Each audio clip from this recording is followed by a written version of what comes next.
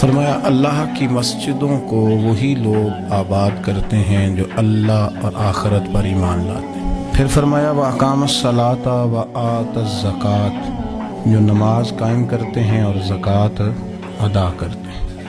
وَلَمْ يَخْشَ إِلَّا اللَّهُ، اور سوائے اللہ کے کسی سے ڈرتے نہیں۔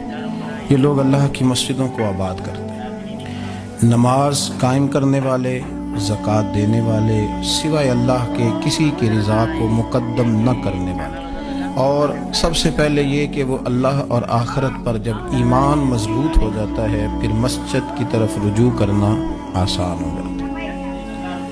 نبی کریم صلی اللہ تعالیٰ علیہ وسلم نے فرمایا ہے کہ اللہ تبارک و تعالیٰ نے مجھے جو فضیلتیں دی ہیں نا، ان میں سے ایک فضیلت یہ ہے کہ اللہ تعالیٰ نے میرے لیے ساری زمین کو مسجد بنا دیا۔ اس کا معنی یہ ہے کہ جہاں بھی نماز ادا کرو گے تمہاری نماز ہو جائے گی، لیکن وہ خاص حصہ، وہ خاص جگہ جو نماز کے لیے وقف کر دی جاتی ہے اس کو مسجد کہا جاتا ہے۔ مسجد کا لغوی معنی تو سجدہ گاہ کے، لیکن وہ خاص باؤنڈری جس کو مختص کر دیا جاتا ہے کہ یہاں نماز پڑھی جائے گی، اس کا نام مسجد ہے۔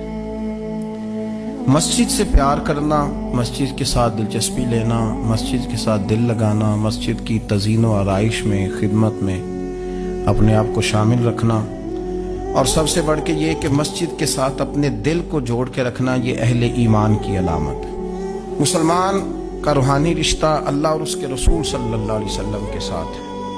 آپ کا جس آدمی کے ساتھ رشتہ مضبوط ہوتا ہے، آپ اس کے مکان کی طرف کھینچے چلے جاتے ہیں، کوشش کر کے جاتے ہیں کہ میرا بھائی سے ملنے کو دل کر رہا ہے، تو اس کی طرف توجہ ہو جاتی ہے، وقت نکالتے ہیں، ٹائم خرچ کرتے ہیں، پیسہ لگاتے ہیں، وہاں جاتے ہیں۔ بیٹی میں نے بیاہ دی ہے، اپنے گھر چلی گئی ہے، پر میرا ملنے کو دل کر رہا ہے، وقت فرصت سارا کچھ دیکھ کے وہاں پہنچ جاتے ہیں۔ اصل اس گھر جانا مقصود نہیں ہوتا، اصل تو بیٹی کی ملاقات مقصود ہوتی ہے۔